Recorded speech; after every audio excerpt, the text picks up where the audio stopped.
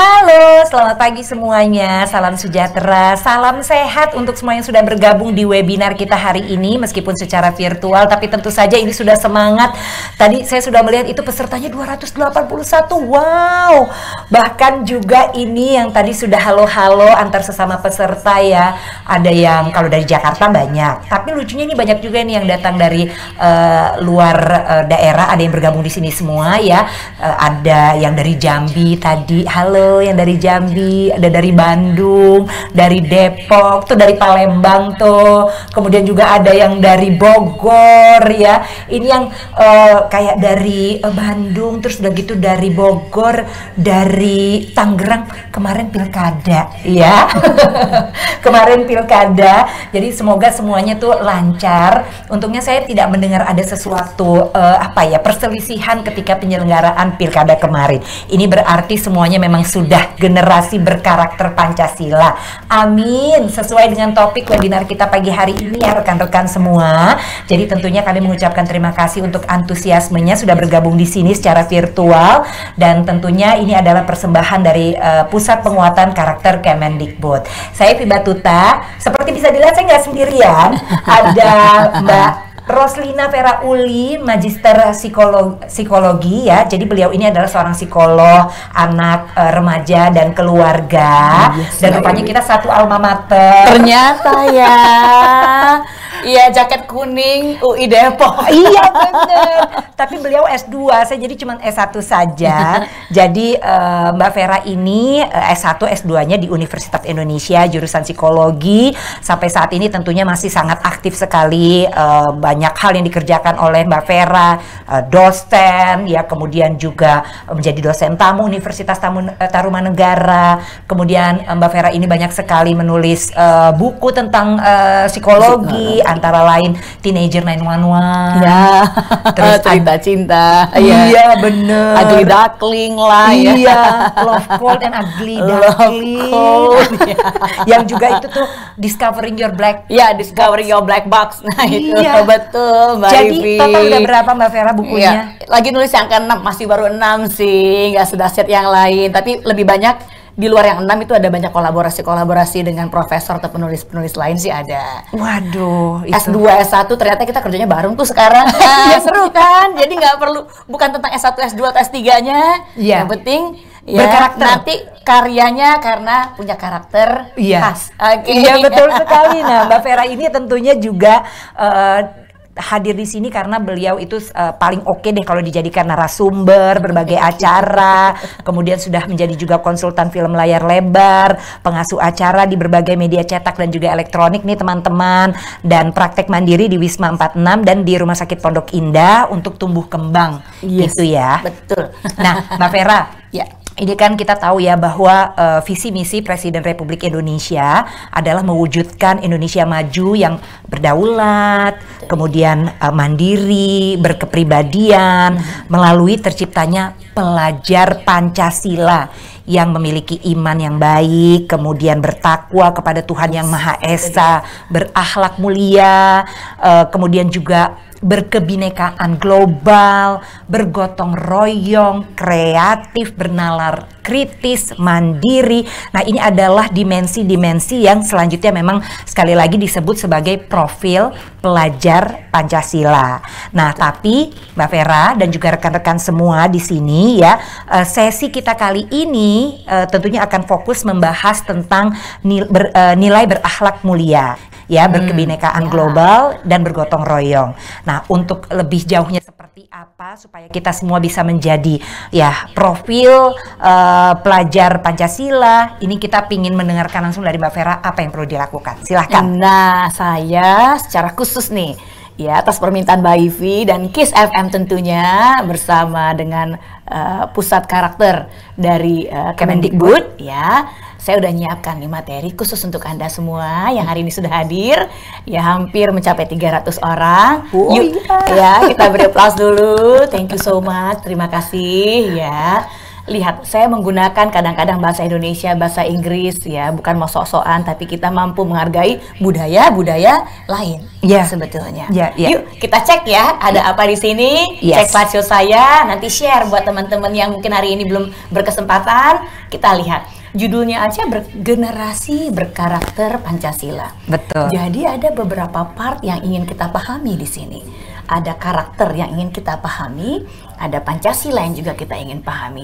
Tahukah kita semua bahwa belakangan, ya 1 dekade terakhir, hampir semua negara sebetulnya sedang banyak menggodok obrolan tentang good character. Jadi karakter yang baik.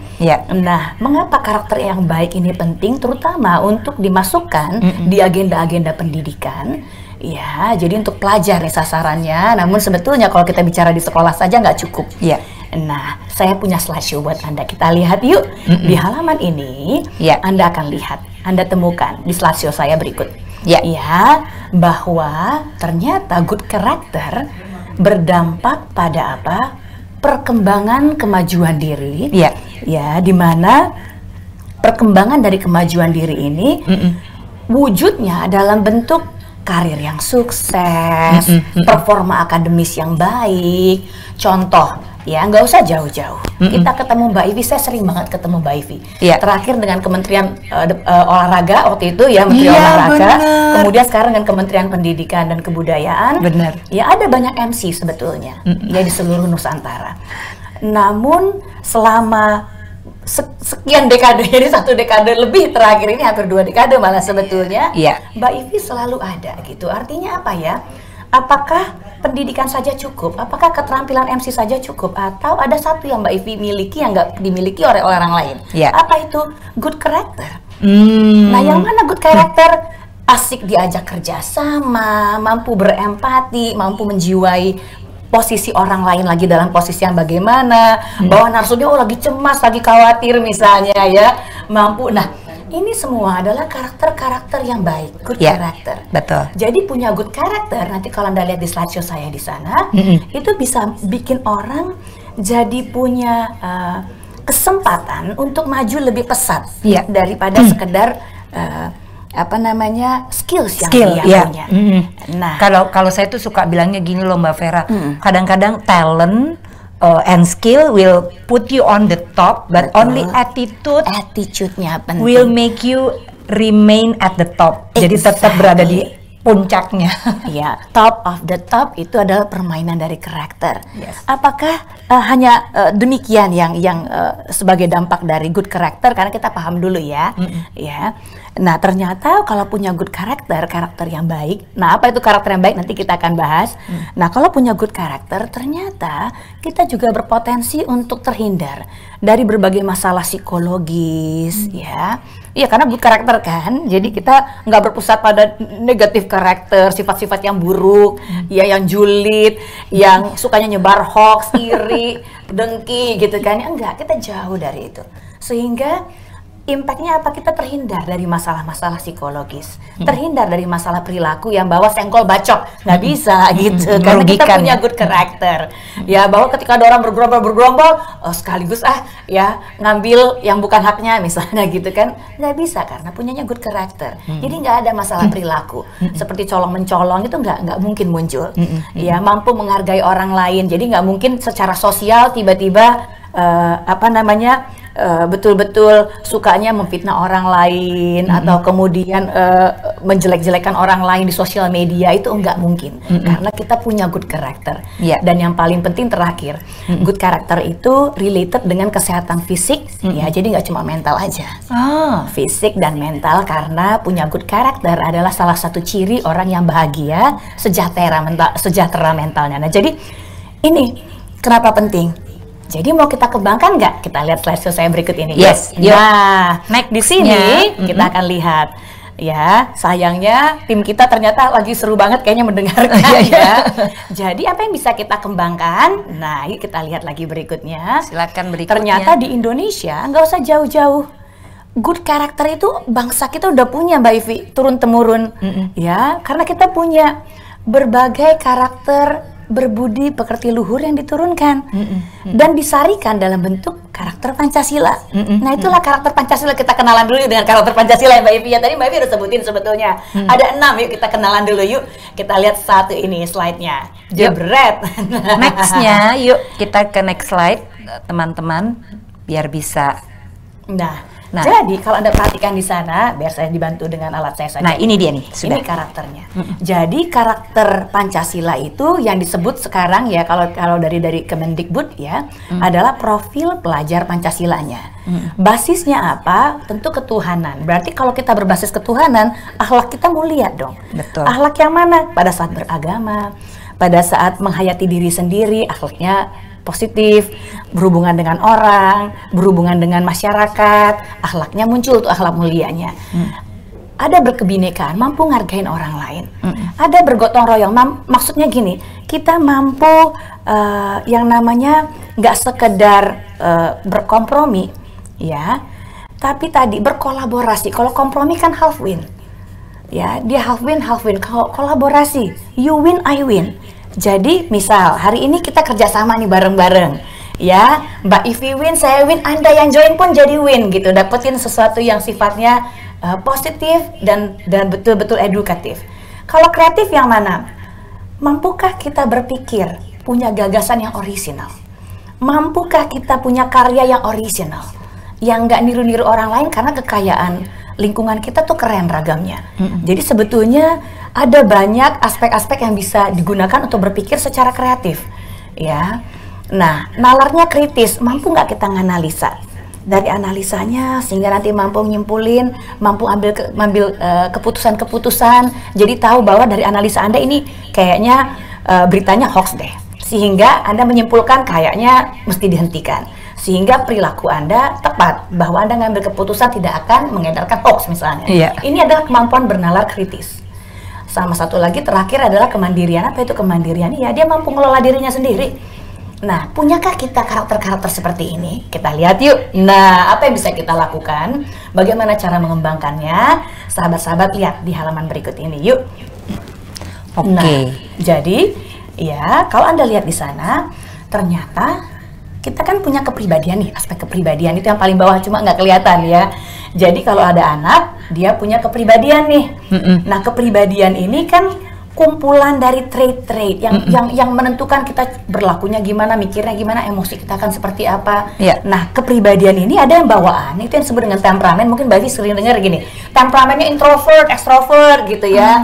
Temperamennya koleris atau temperamennya gitu kan ya, sanguin misalnya, itu adalah temperamen. Artinya cenderung merupakan bawaan.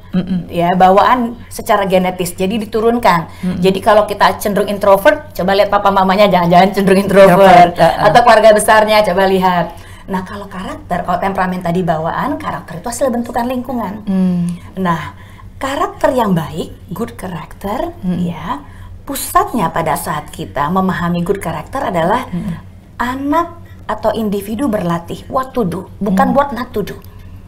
Apa sih yang mesti kita lakukan? Bukan tentang apa yang nggak boleh, apa yang dilarang, bukan, tapi what should to do. Nah, si karakter ini kan bentukan lingkungan. Sayangnya anak kan nggak muncul sendirian dalam lingkungan.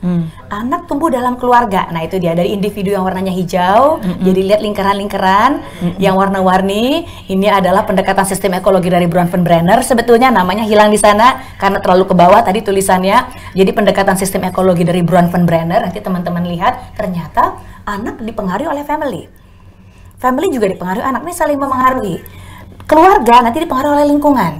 Lingkungan dipengaruhi oleh kebangsaan, kemasyarakatan, sehingga sosial media, media massa dan lain-lain itu saling memengaruhi semuanya. Termasuk budaya kita yang ada sekarang, budaya kita adalah budaya digital, serba computerized, ya kan? Nah, jadi anak belajar karakter dari mana?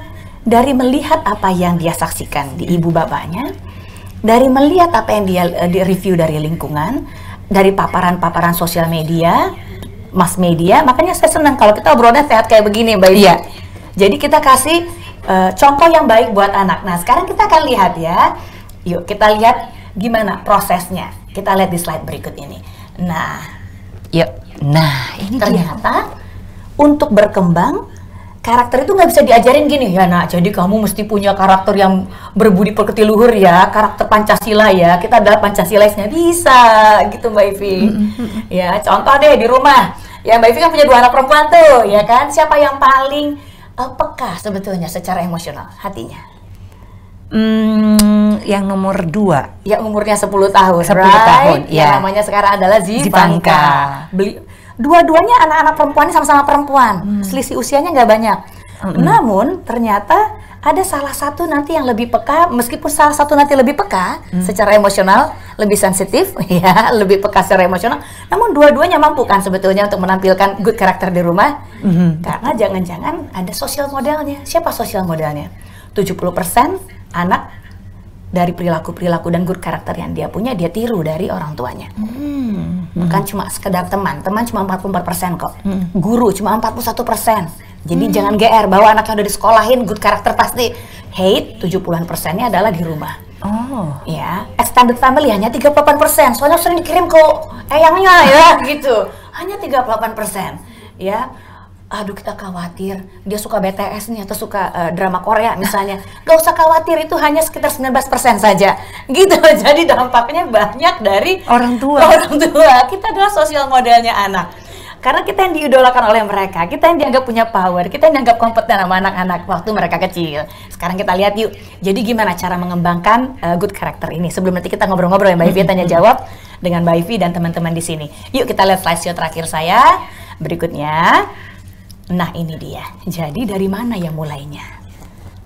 Ternyata good karakter itu seperti karakter Pancasila yang kita tadi bahas secara singkat, ya, baru bisa berkembang kalau anak punya yang namanya empati atau kemampuan prososial.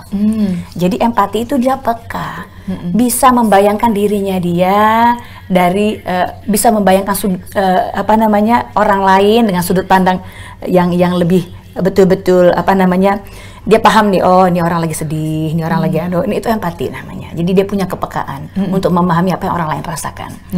Prososial artinya iya ya, dengan empati karena dia peka, dia senang bantu orang, dia senang kemudian dia ngerti bahwa dia mesti gantian, mesti ngantri toh, orang udah nunggu kasihan gitu kan ya.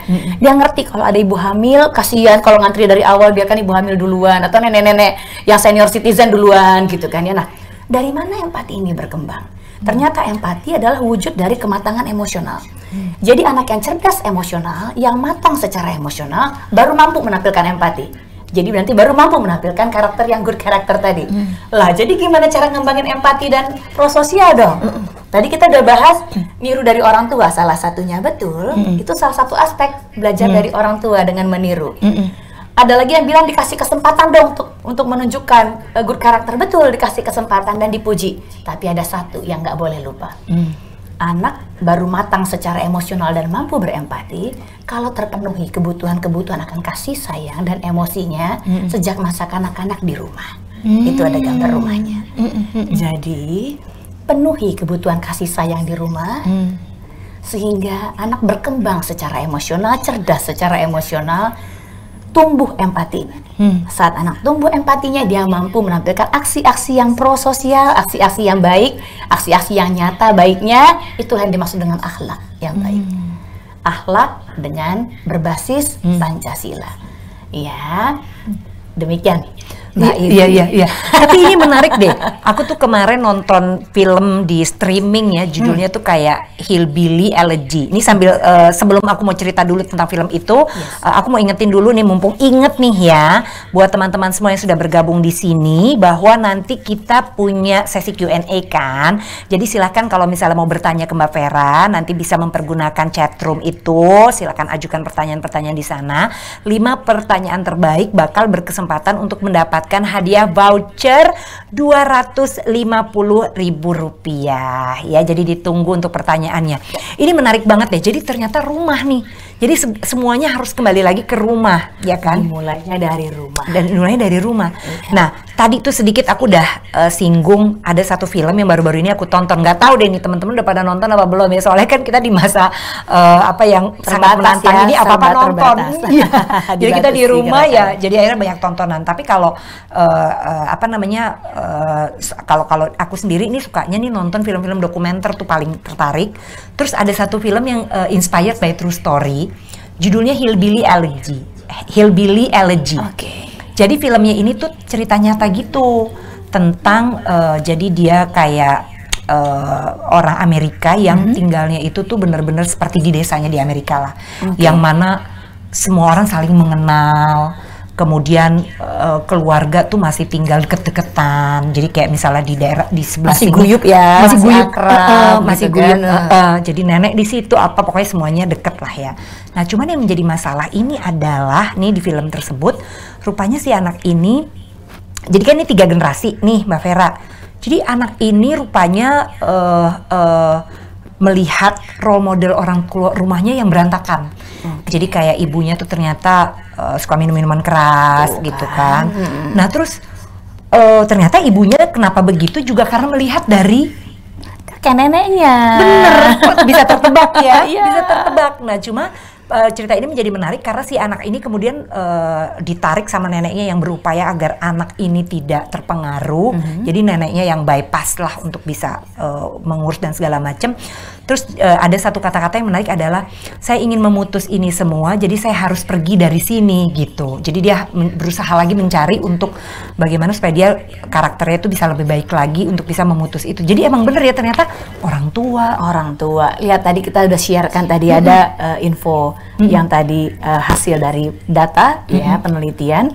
Iya ya 70% dari orang tua. Ternyata apa selebriti hanya sekitar 19%. Iya kan yang kita khawatirkan gitu kira-kira. Iya. Jadi ya itu Mbak yang bikin aku tuh jadi penasaran adalah ya begitu orang tua tuh berarti harus memiliki peran yang luar biasa untuk anak-anak. Nih teman-teman semua di sini nanti bisa jadi orang tua nanti suatu saat nanti dan mengerti bahwa itu yang harus kita kejar supaya bisa menjadikan anak-anak kita dan juga mungkin lingkungan kita tuh adalah orang-orang yang betul-betul memiliki karakter Pancasila ya, menjadi pelajar Pancasila. Cuman ya itu gimana kalau misalnya orang tuanya tuh yang sebetulnya memiliki masalah, tapi si anak kritis gitu. Tenang, itu yang saya sukai dari itu sebab kita butuh kecerdasan. Itu sebab manusia itu dianugerahi otak ya, kecerdasan, kemampuan berpikir. Bahwa betul kita dipengaruhi oleh lingkungan. Namun yang lebih penting lagi adalah kita punya kesempatan untuk mengubah. Ya, untuk mengubah diri gitu menjadi lebih baik karena tadi kita punya kecerdasan, kita tahu kok mana yang tepat mana yang enggak. Bahkan dari kita lahir kita juga udah punya namanya kanzian sati nurani. Nurani untuk menentukan bahwa ini enggak sesuai nih kayaknya. Gitu, kita tahu, kita peka sebetulnya. Namun sering jadi abu-abu, ditumpulkan tadi nuraninya bener. karena melakukan aksi-aksi yang buruk. Nah, itu sih sebetulnya. Iya. Tapi tetap teman-teman nih pokoknya harus semangat untuk ya itu. Jadi sekolah tetap penting ya. Sekolah tetap penting. Terus udah gitu, walaupun abu-abu tadi tuh tetap harus tahu bahwa good character itu seperti slide-nya Mbak Vera di awal penting sekali untuk bisa ya itu menjadikan kita pribadi yang menyenangkan sehingga bisa membuat sukses dalam karir, sukses di sekolah, bahkan terpelihara dari aksi-aksi yang buruk. Kan? Baik secara sosial maupun perilaku tadi. Iya. Sayang soalnya kalau misalnya masih muda tapi terbuang begitu saja hidupnya. Karena mudah menyerah, ya sibuk julitin orang, hidupnya dalam hoax, nggak mampu membedakan mana yang benar dan salah, kan rumit ya, kasihan gitu. Iya. Oke, baik. Nih teman-teman, kita langsung akan segera memasuki sesi tanya jawab karena paparan dari Mbak Vera sudah selesai. Ya, jadi kita akan segera kumpulkan pertanyaan-pertanyaan yang sudah masuk. Ini bisa kelihatan nggak sih Mbak? Kita udah berapa orang nih yang ada di sini nih? Ya, tadi sekitar berapa tuh? Tadi udah 300-an sih. 300-an ya. Oke, ya, kita betul, langsung masuk ke sequence yang kedua ya. Oke, jadi jadi jangan kemana-mana. Kita langsung saja masuk ke sequence yang kedua. Sequence yang kedua ini adalah tentang apa namanya Q&A dari. Oh, tapi aku aku ada beberapa sih yang mau aku tanyakan. Ini belum lah, waktunya belum nih kayaknya ya untuk sequence kedua. Nih nanti dulu nih, aku masih mau tanya-tanya dulu ya. Nah, bicara tadi soal media ya, internet. Nah, Mbak tadi sempat ngomong adalah suka ngejulitin. Ya. Mbak tadi ngomong soal suka nyebarin hoax dan lain sebagainya. Nah, ini ternyata emang ada pengaruh yang sangat luar biasa dari dunia internet kita terhadap pergeseran nilai-nilai. Yes. Bahkan dalam skala ekstrim adalah akhlak jadi bergeser juga. Ya, mudah termakan hoax, kemudian mudah emosi dan lain sebagainya. Nah, gimana nih menyikapi ini? Sederhana sebetulnya. Kalau dari berbagai data, ya riset, yang mudah termakan hoax, ya mudah bergeser nilai-nilai luhur yang dia udah miliki adalah mereka-mereka ya dengan pendidikan yang rendah. Nah, jadi hati-hati nih dengan pendidikan yang rendah dan kecerdasan yang tidak terlalu berkembang. Artinya apa? Ya, itu sebab dari kita lahir ya butuh di rumah maupun di masyarakat nih kita seperti yang kita lakukan sekarang, kita sedang menggiatkan kembali bahwa Indonesia itu punya loh, bangsa Indonesia itu punya loh nilai-nilai luhur, ya nilai-nilai yang berbudi pekerti luhur yang sudah disarikan oleh pendiri-pendiri negara kita dulu dalam bentuk Pancasila sebetulnya. Dan salah satu profil atau karakter pelajar Pancasila tadi adalah ya dia mampu berpikir kritis, mampu menganalisa, maksudnya iya ya ini info yang tepat gak ya? Ada banyak paparan info di dunia digital seperti sekarang karena kita akan langsung info yang muncul di Amerika detik yang sama kita terima di sini. Ya, seperti kemarin ada kasus kematian bunuh diri di Korea, kita langsung tahu saat itu juga. Ya, jadi artinya apa? Ya, paparan informasinya cepat, luas. Hati-hati pada saat paparan terlalu luas, mampukah kita memiliki kecerdasan untuk menyaring ini semua?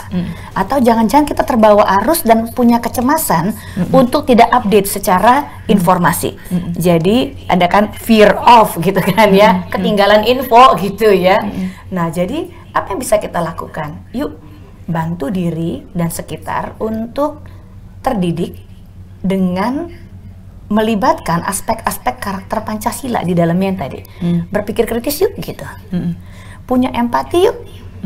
Ya, kalau lagi heboh-heboh begini, kadang-kadang yang seru tuh kemarin kebetulan ada pada pilkada ya, jadi seru. Gara-gara ada perbedaan pendapat tentang apa yang diusung gitu kan, ya apa yang dipilih, tiba-tiba bisa berantem kan lucu. Ya, nggak lucu kadang-kadang ya kalau dari riset yang ada, suami istri bisa cerai loh karena perbedaan politik. Jadi hati-hati ya, sedemikian besarkah impactnya padahal ya politiknya tetap berjalan seperti itu tanpa Anda terlibat di dalamnya atau enggak.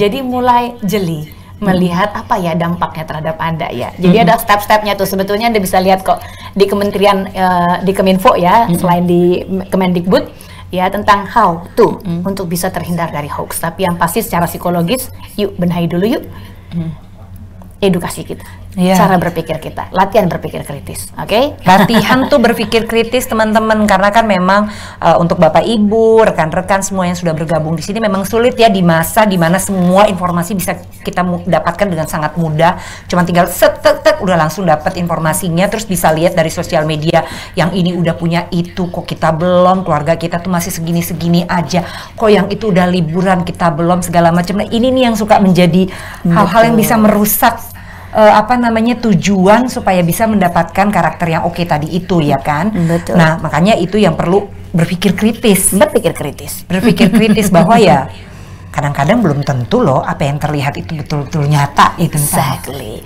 Karena ingat di sosial media realita bisa berubah menjadi hyper reality. Yes. Apa itu hyper reality? Realita yang sesungguhnya, realita dalam kemasan, gitu loh. Dan itu ada psikologisnya gitu sebetulnya, gitu Mbak Ivi. Iya.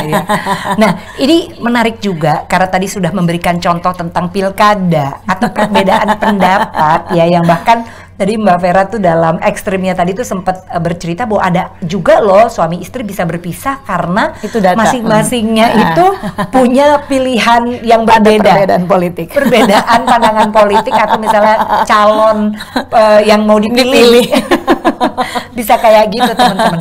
Berteman juga bisa gitu loh, bisa jadi nggak berteman loh, gitu kan. Kemudian calon-calonnya tadi temenan kembali, kan nggak lucu ya? Iya. Kira-kira. Padahal sebenarnya kalau dilihat-lihat lagi kan kebinekaan itu memberikan keuntungan. Nah mungkin di sini Mbak Vera bisa cerita apa yang bisa disampaikan kepada teman-teman bahwa kita tuh harus bisa menghargai kebinekaan, bahkan juga secara global, bukan cuma ada yang terjadi di lingkungan kita, tapi juga secara internasional gitu loh, bahwa kebinekaan ini ya juga ya kita apalagi dengan orang lain yang berbeda negara gitu kan, itu pasti udah sangat berbeda sekali. Nah bicara soal keberagaman, apa menariknya? Yang kita bahas tadi itu Mbak Ivi, bahasan kita adalah kita butuh punya yang namanya good karakter yang Pancasilais tadi.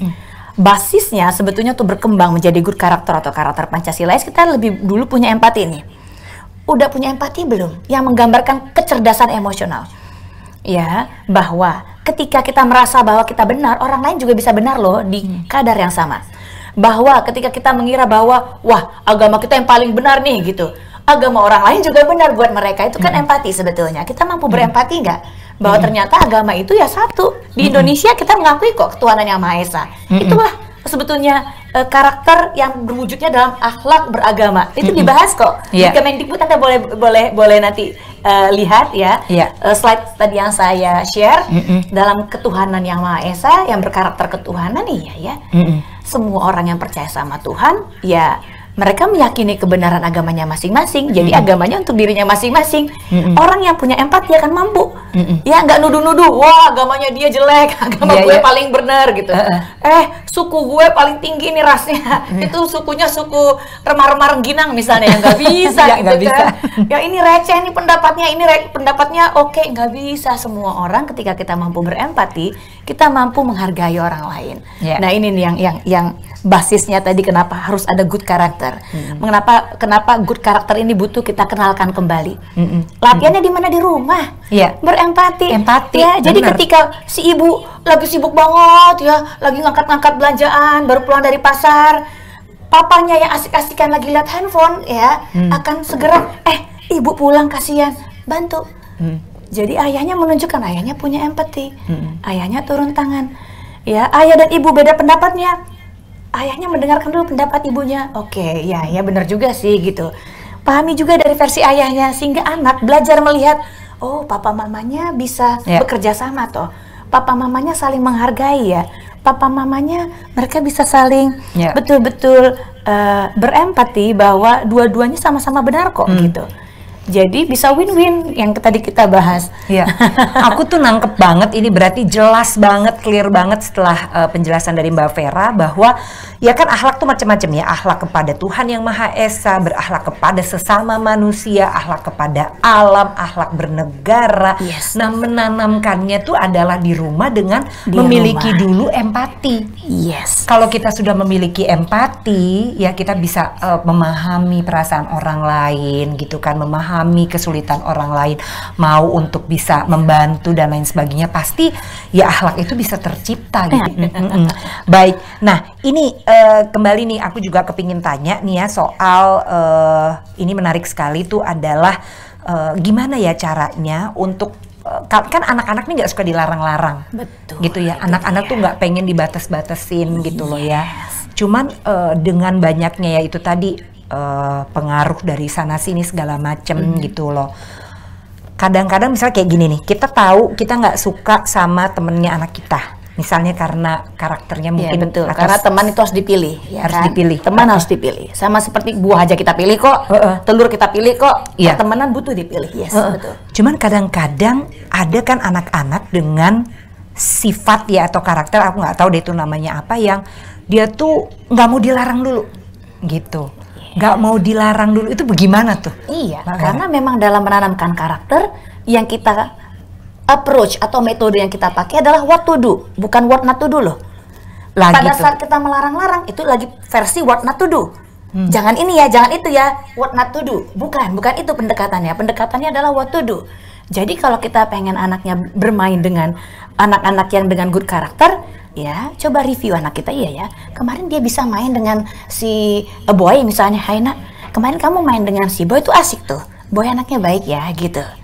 Nah sekarang mama lihat kamu main dengan si Charlie gitu. Ya. Ini penyanyi jangan sedih kalau saya sebut namanya Charlie, ada namanya penyanyi Charlie nanti bukan ya. Jadi bukan. Ini si Charlie, Mama lihat kamu belakangan mainnya sama si Charlie. Memang apa yang kamu sukai ya? Jadi kita bantu paham dulu apa sih kebutuhan anak. Kita peka, berempati. Nah, ujung-ujungnya selalu ke sana kok. Peka, berempati, apa kebutuhan anak sebetulnya. Saat dia bermain dengan Charlie yang dia nggak temukan pada saat dia bermain dengan Boy, maka kita akan tahu bahwa yang kamu butuhkan itu teman yang sebetulnya suka kasih tantangan-tantangan dalam kegiatan bermain. Tantangan kan nggak mesti dapat dari Charlie loh. Mama juga bisa bikin tantangan loh dalam kegiatan bermain. Yuk kita bikin tantangan seru yuk. Nah, jadi anak tahu bahwa tantangan bisa dia dapatkan dari aspek-aspek lain selain salah satu teman tadi. Jadi peka, berempati dengan kebutuhan anak. Enggak tiba-tiba anaknya dimarahin, dipaksa. Ingat, Anda paksa anak Anda saat ini. Kamu jangan main sama si Charlie lagi. Anda paksa dia hari ini. Jangan sedih kalau tahun depan atau 5 tahun lagi ada orang lain yang memaksa anak Anda dan itu bukan Anda. Memaksa anak Anda untuk, yuk kamu jangan pulang. Kamu jangan percaya sama orang tua kamu, dan dia percaya. Can you imagine? Bisa kita bayangkan sama-sama nggak betapa pentingnya memberi anak kesempatan untuk defense, bertahan untuk dirinya sendiri bahwa dia suka sama Charlie karena dia suka tantangan saat main sama Charlie. Oke, berarti kamu sukanya tantangan. Tunjukkan, kita ngargain dia. Anak yang merasa dihargai, dicukupkan cintanya. Dia sadar orang tuanya peka sama dia, berkembang kecerdasan emosinya, jadi dia tahu mana yang baik buat dia, mana yang enggak tanpa Anda ajari. Jadi nggak bisa diajarin. Si Charlie soalnya nggak bagus, si Boy bagus, nggak bisa. Biar dia yang menentukan sendiri karena dikasih kesempatan untuk menentukan dan dia penuh cinta kasih dari ortunya. Gitu kira-kira. Iya. Mbak Ivi. Baik. Oke, ini tadi kan kita udah ngomongin soal akhlak tuh ya. Terus sedikit tadi udah nyampe juga tuh ke kita ke kebinekaan global tadi itu juga ya. Bahwa kalau kebinekaan global ya kita tahu bahwa perbedaan, kebinekaan tuh kan adalah ada perbedaan. Betul. Berbeda-beda, ada perbedaan satu dengan lainnya. Nah, kalau kebinekaan global itu artinya ya Tadi dia main sama Boy, asli anak Betawi. Charlie, asli anak luar negeri. Iya. Kita langsung lihat, wah, kita nggak suka nih adabnya santunnya si Charlie gitu misalnya. Padahal ternyata di negaranya dia itu normal. Ya, jadi bantu anak juga melihat dan bantu diri kita untuk paham bahwa perbedaan budaya kadang-kadang menjadikan kita nggak sama dalam cara memandang kehidupan, cara berlaku. Bukan berarti salah loh ya. Bukan berarti salah. Ya, karena kadang-kadang cara itulah yang mereka pahami untuk hidupnya. Jadi nggak perlu tiba-tiba itu lebih rendah atau lebih tinggi. Tidak, kita butuh berempati. Ya, itu karakter kita tadi. Nah, ini selain akhlak mulia, kemudian juga kebinekaan global yang hari ini juga mau kita bahas tuh adalah mengenai gotong royong. Nah, ini nih. Ini seru nih. Jadi di siaran aku nih teman-teman, Bapak Ibu semua, minggu ini tuh lagi ngebahas tentang ya COVID-19. Jadi ada pendengar-pendengar di Radio Kiss FM yang kena COVID. Terus klasternya keluarga tuh, jadi dia dirawat bersama dengan ibu, bapak, adiknya, jadi semuanya. Ya. Nah, terus baru kemarin kita sempat interview gitu di siaran, terus dia pulang. Rupanya dia udah pulang sama ibunya, sama adiknya udah pulang, tapi tetap harus isolasi mandiri kan. Betul. Nah, satu keluarga. Terus kita kan mikir gitu ya, kamu itu gimana, yang ngurusin siapa? Makan, belanjanya, belanja sayurnya Iya, gimana gitu kan. Ya. Ini lucu banget Mbak Vera. Jadi dia bilang, aduh tetangga-tetangga aku luar biasa karena ada grup gitu kayak di RT gitu. Iya, ada WA grup ya biasanya ya gitu kan. Terus mereka tuh kayak ngatur dan janjian gitu loh untuk bisa menyiapkan makanan untuk masing-masing, karena kan tiga-tiganya udah harus mandiri. Ini juga luar biasa ya sebetulnya ya gotong royong ini. Nah, ini kalau orang tua tuh biasanya punya tuh kayak gitu. Dulu kan kita suka ada nyapu kelas bersama gitu. Ada di kelas banyak, bersihin kelasnya rame-rame. Ya, kemudian yuk urunan yuk, oh, ada yang sakit kita bantuin gitu kan ya, itu gotong royong. Namun sebetulnya gotong royong nggak sebatas tentang kita bareng-bareng bantuin orang lain, bekerja sama dalam kelompok, itu juga adalah gotong royong ya, untuk menghasilkan bekerja karya sama cipta kerja sama yang kelompok juga gotong royong. Exactly, dalam teamwork ya, yang berbasis kolaborasi. Jadi pada saat ingat era sekarang adalah era kolaborasi sebetulnya, I win you win gitu kan, prosesnya itu adalah sumbernya, ranahnya, basisnya adalah gotong royong sebetulnya. Semangat gotong royong, lihat betapa indahnya good character ala Pancasila yang kita punya. Oke, baik, thank you. Kita nanti mau segera ke pertanyaan-pertanyaan dari semua partisipan di sini ya, dari yang udah disarikan nantinya. Jangan kemana-mana, kami segera kembali setelah yang ini.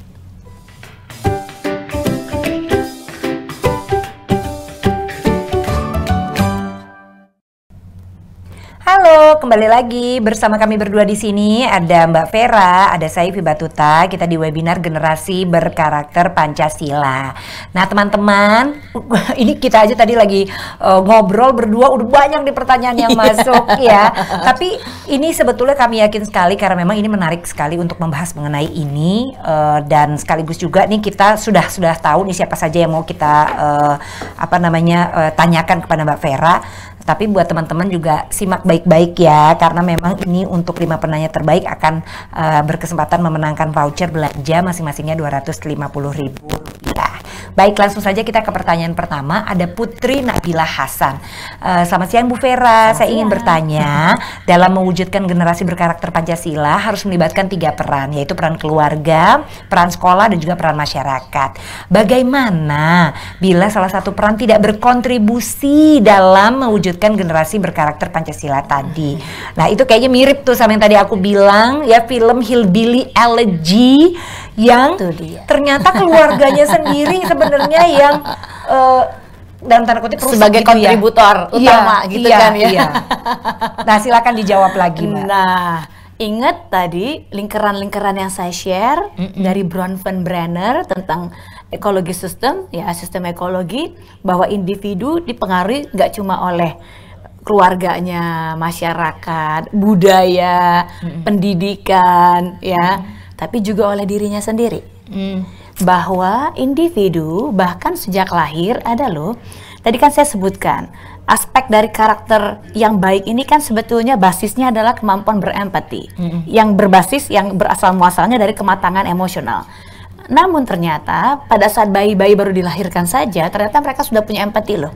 Jadi ada salah satu penelitian di sebuah rumah sakit, ya, dan kita bisa buktikan sampai saat ini, ketika di ruang bayi salah satu bayi menangis, maka bayi-bayi lain juga akan ikut nangis. Oh gitu. Dan itu sebetulnya dimaksudkan sebagai empati yang paling dasar.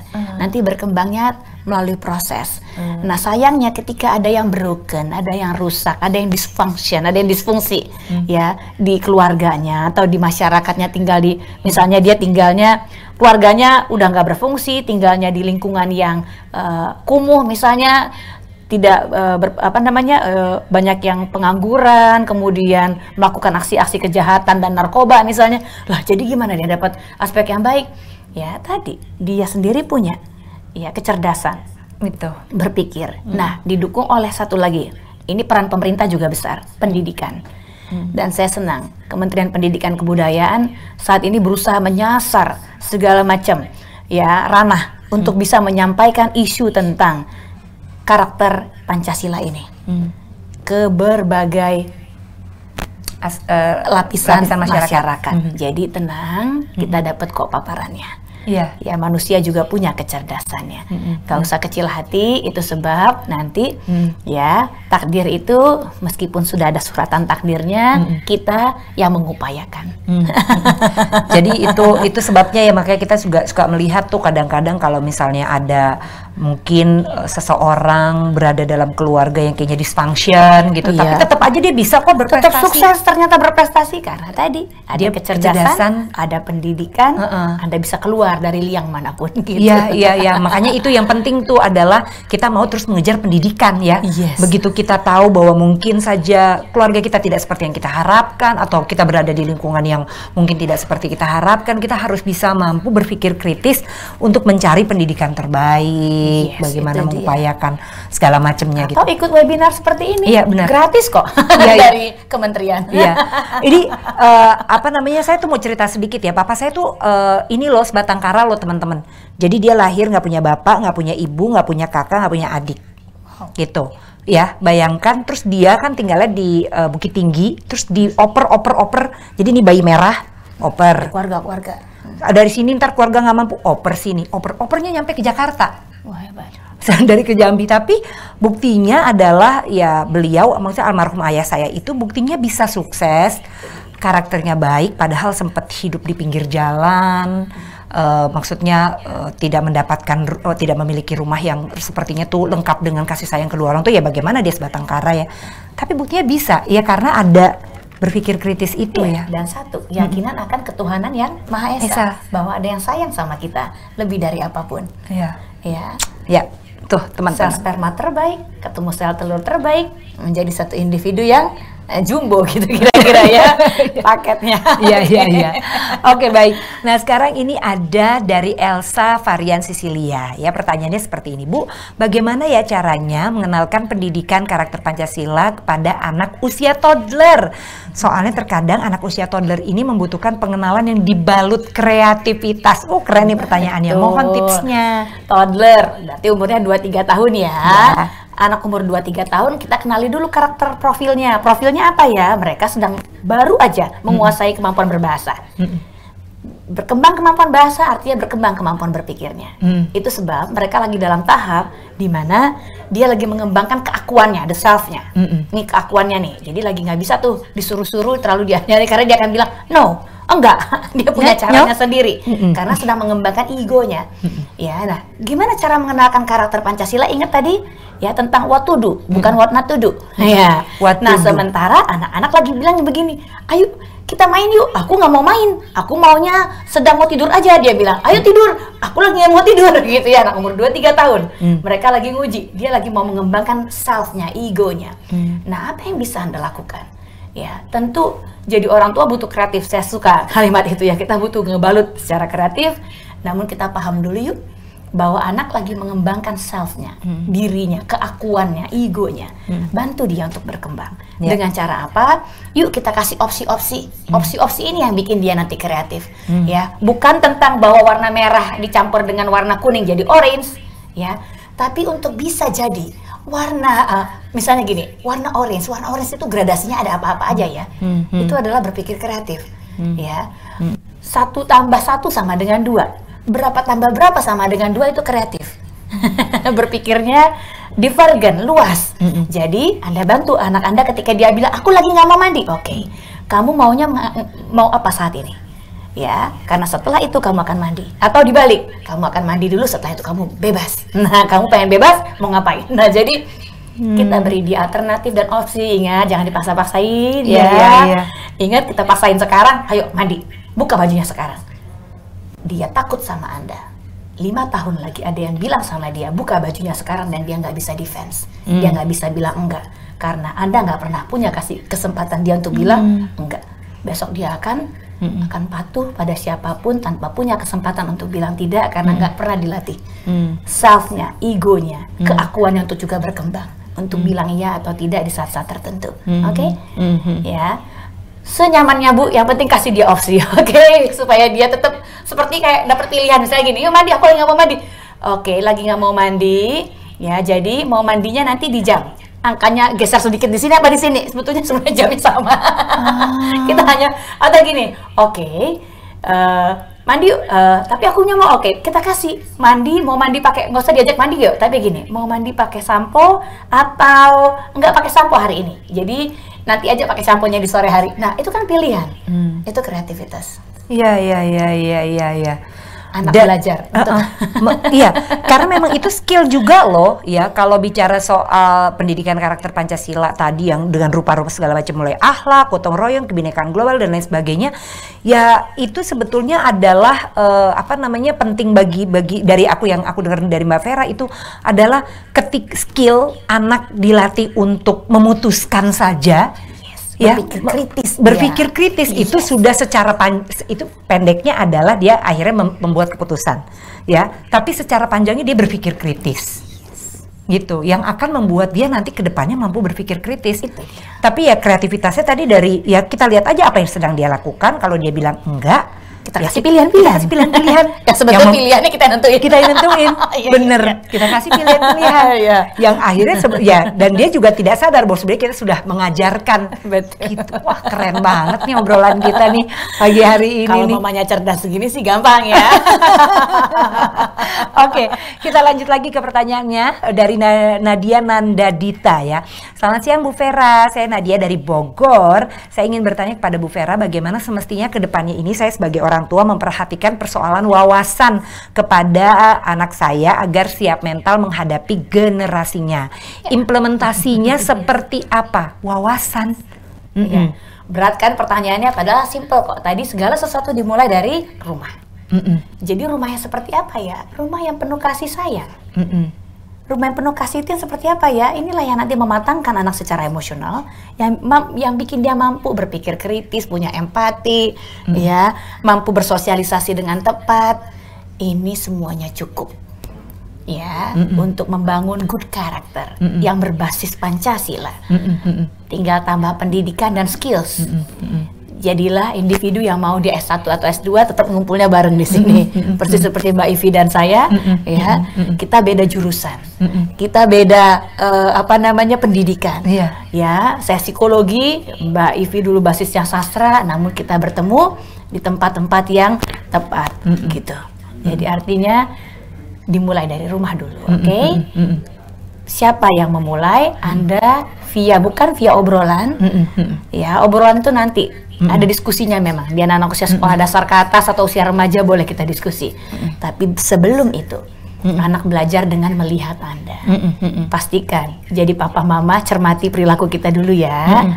Ya, kita ibadahnya betul-betul ibadah atau sekedar untuk nampil sama orang lain bahwa kita beribadah, atau betul-betul memahami makna dari ya mencintai sesama dan mencintai yang di atas, gitu kira-kira. Aduh, ini aku tuh sebenarnya kayak ketampar-tampar gitu nih ya, gitu kayaknya tuh diingatkan banget gitu untuk lebih sabar menghadapi anak-anak nih kan karena Nadia ini juga orang tua nih rupanya. Nah tapi gimana nih, kadang-kadang kalau kita lelah ya, capek. Nih mungkin ibu-ibu yang di rumah yang habis masak, beberes lah, habis jemur lah, udah gitu belum kering tuh jemuran, hujan terus udah gitu harus dibawa turun, udah gitu nanti harus dinaikin. Nah, kira-kira ada matahari, baru naik tiba-tiba turun lagi, gitu kan ya? Kan capek ya, capek tuh bikin emosi gitu. Betul. Jadi kadang-kadang secara tidak sadar kita suka ketus gitu kepada anak-anak, suka marah, suka yang begitu aja nggak beda-beda, ini sampah dibuang sembarangan, kamu tadi tuh makan apa sih ini plastiknya nih, gitu-gitu segala macam. Nah itu kalau udah kayak gitu gimana ya, maksudnya secara teori mengerti tapi begitu udah kelepasan begitu gimana? Ya Mbak Nadia tadi juga nggak sendirian. Ya itu sebab dalam keluarga ada gotong royong. Pengasuhan itu bukan tugas semata ibu loh, asalkan keluarga paham bahwa ayah dan ibu terlibat dalam pengasuhan. Ayah dan ibu terlibat dalam mengurus rumah tangga. Ya, bila masih kurang karena ayah ibunya bekerja di zaman kekinian, ya ayah dan ibu butuh bekerja. Ya, beberapa keluarga ayah ibunya butuh bekerja agar keluarganya sejahtera. Ya, memang betul. Di psikologi kita paham di tiap dekade selalu ada inflasi, sehingga untuk sejahtera di level yang sama dengan di era tahun 80-an butuh upaya dari papa mama yang bekerja sebetulnya. Ya. Nah, terus kalau papa mamanya bekerja, ya tadi papa mama memang turun tangan. Kita butuh supporting sistem yang lain. Bisa keluarga besar, itu nikmatnya tinggal di Indonesia. Guyup gitu. Ada mama, ada mama mertua, ada kakek nenek dan segala macam, om tante. Bila enggak pun ambil supporting sistem yang lain. Ya, tenaga bantuan lain. Kalau masih kurang lagi, libatkan teknologi. Masih kurang lagi, waduh, jangan-jangan ada yang keliru dalam menata, mengelola waktu di rumah. Jadi semua orang terlibat sebetulnya dalam pengasuhan dan mengelola rumah tangga. Dan ingat, anak nggak mesti dikepatin 24 jam, mereka juga butuh bermain sendiri untuk berkembang dirinya. Jadi relax jadi papa mama. Oke. Baik, ini aku mau ngebut untuk 2 pertanyaan terakhir dari Salwa Maulida. Waktunya oke. Gimana caranya supaya tetap bisa melestarikan budaya Indonesia di tengah arus globalisasi? Yuk, kita wujudkan dalam kehidupan sehari-hari. Ya, pakailah baju-baju budaya kita. Ya, ingat karakter-karakter tadi yang kita bahas, yang 6 tadi. Tunjukkan di rumah, dibahas ya. Dukung anak untuk selalu bila perlu ikut perlombaan-perlombaannya, baca buku-bukunya. Bila perlu dorong anak juga untuk menulis ya, untuk menampilkan aksi-aksi yang khas Pancasilais. Ya, karakternya udah ada kok sebetulnya. Ya, tampilkan di rumah yuk. Ya, oke, baik. Nah, ini dari Dewi Andini, Dewi dari Tangerang nih rupanya ya.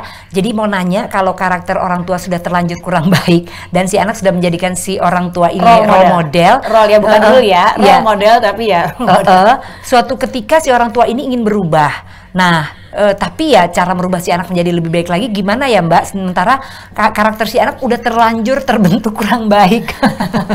Aduh Mbak Dewi, kita ini juga aku merasanya demikian. Aduh, pengakuan deh nih jadi akhirnya. Gimana? Ingat, approach-nya tadi bukan tentang larangan, bukan tentang what not to do. Approach-nya selalu what to do. Basisnya apa? Kasih sayang. Anak temperamennya keras, agresif, nggak cuma agresif ya.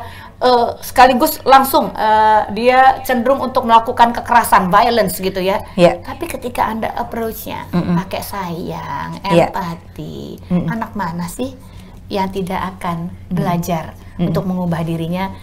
Saya punya 2 anak, anak kedua saya cukup agresif. Agresif itu bawaan secara genetis loh ya, salah satunya aspeknya. Dari lahir sudah cukup agresif.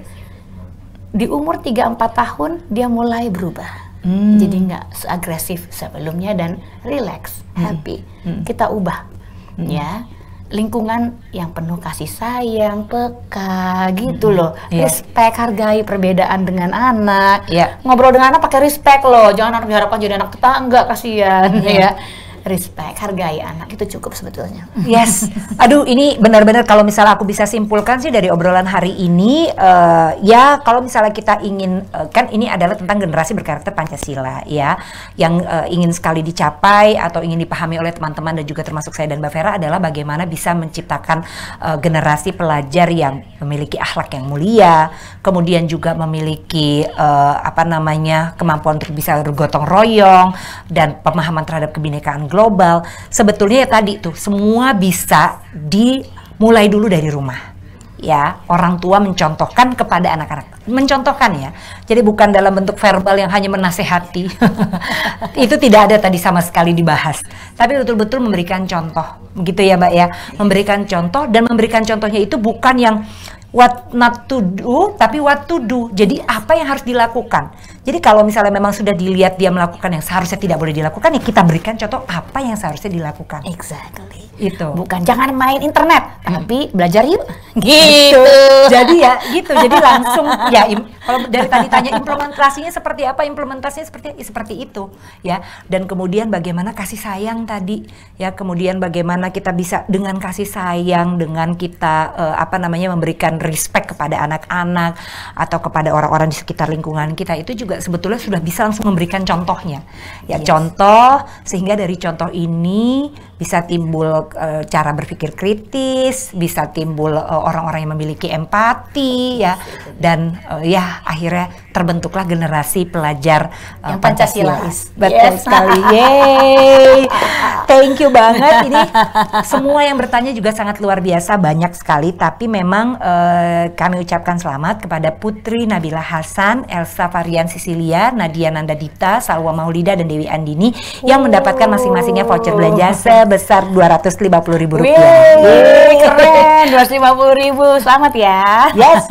Ini tetap berada di sini sampai dengan acara selesai untuk pendataan ya teman-teman, dan kemudian kita juga akan ada lagi loh webinar Kiss My Workshop online bersama Puspeka Kemendikbud hari Minggu tanggal 13 Desember 2020 ya, berarti 2 hari lagi nih, lusa jam 10 pagi persis seperti dengan hari ini ya, dengan tema adalah menciptakan generasi muda yang kreatif. Nah, ini penting banget, bernalar kritis dan mandiri. Dihadiri oleh narasumbernya ada musisi Tantri Kotak dan juga Ardanaf. Jadi silakan kalau misalnya teman-teman mau ikutan, registrasi dulu ya.